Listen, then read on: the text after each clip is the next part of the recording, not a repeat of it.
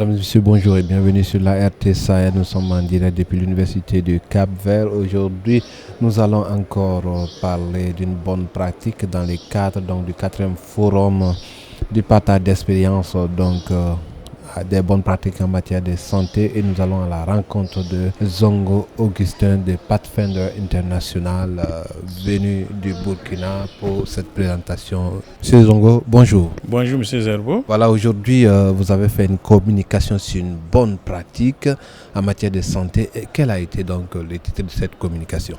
Alors, moi j'ai communiqué ce matin sur l'amélioration du suivi individuel des clients d'un programme de santé communautaire au Burkina Faso.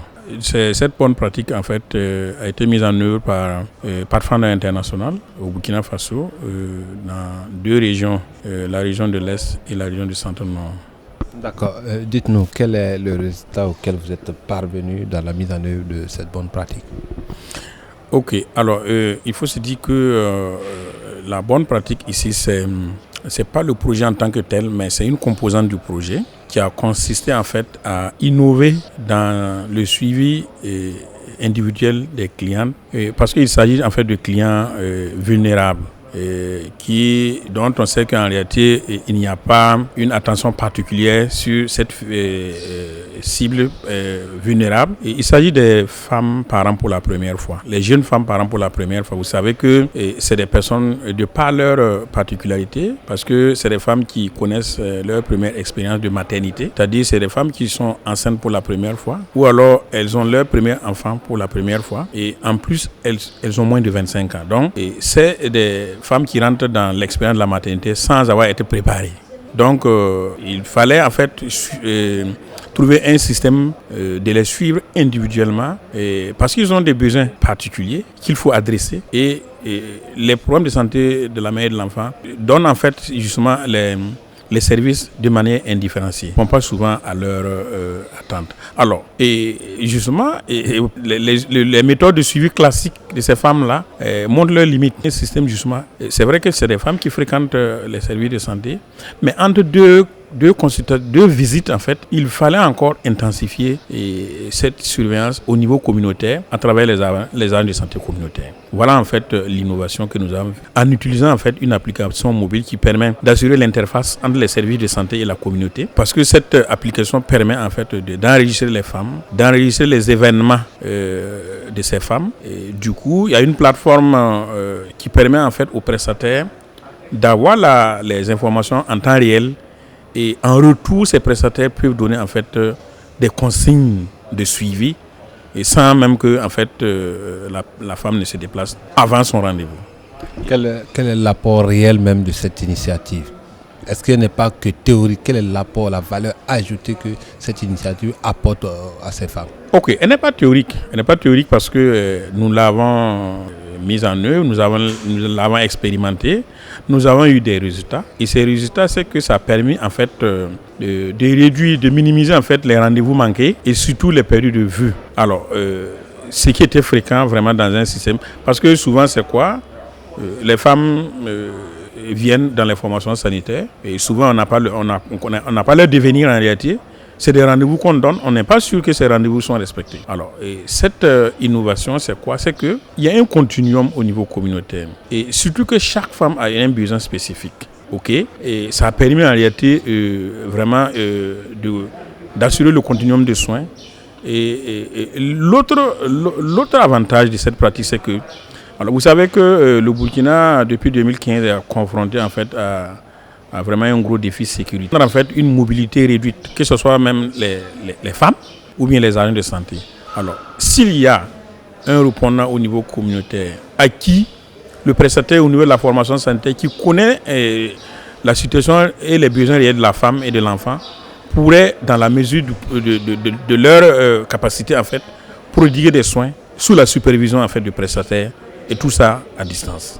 Alors vous dites donc une application mobile quand on sait que la plupart des femmes sont analphabètes, qui n'ont pas un niveau élevé aussi d'instruction. Comment cela s'est passé concrètement? Ok, en réalité, l'application mobile n'est pas utilisée par les femmes. C'est les agents de santé communautaire en fait qui utilisent cette application mobile. Alors, c'est peut-être à leur niveau, peut-être que la difficulté d'utilisation, vous l'avez bien soulevé, il y a des agents de santé communautaire, effectivement, dont le niveau ne permettait pas vraiment une utilisation efficiente de l'application. Et je l'ai souligné vraiment dans les défis et les limites, en fait, de cette approche. Et par moment, il a fallu l'intervention, en fait, du personnel du projet, justement. Et ce personnel était vraiment comme un intermédiaire, un facilitateur en fait de cette approche pour pouvoir suppléer en fait à cette difficulté. Alors, mais ce qui est intéressant, c'est que cela aussi a été une leçon apprise et peut-être que désormais dans les curricula, c'est-à-dire les modules de formation de ces ASBC, il faudrait peut-être introduire tout cela. Et c'est comme je l'ai dit lors de ma présentation, ça c'est une recommandation qui est vraiment sans objet, puisqu'il y a un programme de digitalisation, et justement des interventions communautaires au ministère de la Santé, au niveau de la DPS, et en collaboration avec Living School. Et tous ces aspects, en fait, devraient être pris en compte. Peut-être que l'application en elle-même peut être complexe. Et ce n'est qu'un outil, le DHL n'est qu'un outil parmi tant d'autres. Peut-être que l'essentiel, en fait, c'est l'approche. Alors pour quelqu'un qui voudrait suivre vos pas, qui voudrait implémenter un tel projet, quelles sont les différentes étapes qu'il devrait suivre? Ok. Ce projet, comme je l'ai dit, c'est un projet financé par l'USAID, qui a été mis en œuvre en fait en Tanzanie et au Nigeria et au Burkina. Alors, les différentes étapes, c'est quoi? C'est que c'est vrai qu'il y a eu une équipe de projet qui a été mise en place. Alors, cette équipe vraiment était comme on appelle ça, des facilitateurs. Mais, comme je l'ai dit lors de ma présentation, l'approche en fait est réplicable parce que en réalité nous avons travaillé dans le système de santé, dans les conditions du système de santé. Nous n'étions que en fait des facilitateurs. Ça veut dire que même si le projet se retire, il y a l'infrastructure qui est là. Quand je parle d'infrastructure, le DHL est utilisé par le ministère de la Santé. On a un serveur, il faut juste les tablettes, ok. Alors, ce que le personnel du projet faisait, on remet ça en fait à l'infirmier chef de poste qui va se charger maintenant de la supervision.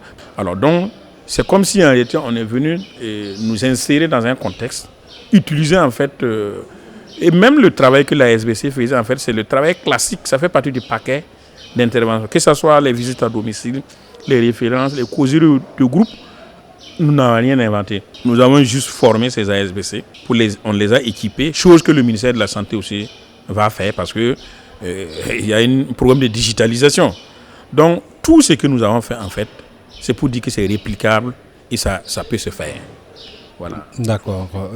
Alors, quelles seraient les recommandations donc, que vous donneriez à cette personne qui voudrait donc, dupliquer cette bonne pratique? Oui, alors donc la principale recommandation, je l'ai dit lors de ma présentation, en réalité nous n'avons pas payé, il n'y avait pas une quelconque motivation particulière en dehors de ce que les ASPC reçoivent déjà de l'État. Alors ça a été une condition justement pour l'USAID d'accepter notre projet parce que nous avons écrit qu'effectivement il y a un dispositif déjà qui est là, communautaire, nous n'avons plus à payer, ok.